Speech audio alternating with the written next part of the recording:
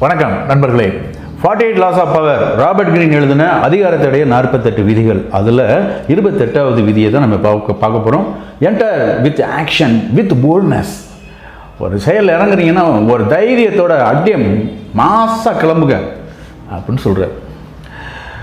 ஜல்லிக்கட்டு போராட்டம் நடந்துச்சு, அது ஒரு உதாரணம். ஜல்லிக்கட்டு போராட்டம் நடந்துச்சு, ஒரு அப்படியே 6 நாள் தமிழ்நாடே சந்திச்சிச்சு. எல்லா இடங்களையும் இளைஞர்கள், வயதில் குறைஞ்சவங்க, கூடினவங்க எல்லாரும் வந்து நின்னோம். அந்த மாதிரி ஒரு செயலில் இறங்கணும், போல்டாக போய் இறங்கணும்.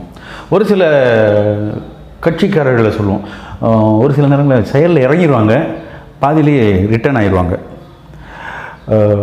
உண்ணாவிரதம் சொல்லி உட்காந்துருப்பாங்க, டக்குன்னு பாதியிலேயே முடிஞ்சு பாய் அப்படின்னு அங்கே வந்து கேவலமாக பார்க்கப்படுகிறவர்கள்.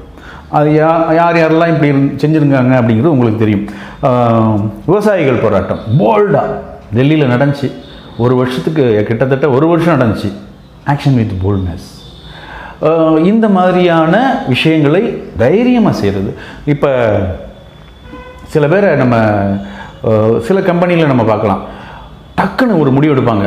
இந்த மாதிரி முடிவெடுக்கணும், இந்தந்த விஷயங்கள் நம்ம பண்ணணும், இதை உடனே நம்ம செஞ்சு தான் ஆகணும், கண்டிப்பாக நம்ம செஞ்சு தான் ஆகணும்னு சொல்லி ஆக்ஷன் எடுப்பாங்க. உடனே அதை வந்து தைரியமாகவும் செயல்படுத்துவாங்க. நானும் ஒரு கம்பெனி நம்ம பண்ணிகிட்டு இருக்கோம், அதை நம்ம பண்ணிகிட்டு இருப்போம்னு சொல்லி யோசிக்காமல் டக்குன்னு அதை வந்து க்ளோஸ், வேண்டாங்க நானும் ஒரு வண்டி வேண்டாம் அப்படின்னு க்ளோஸ் பண்ணார் பார்த்தீங்களா, டாட்டா.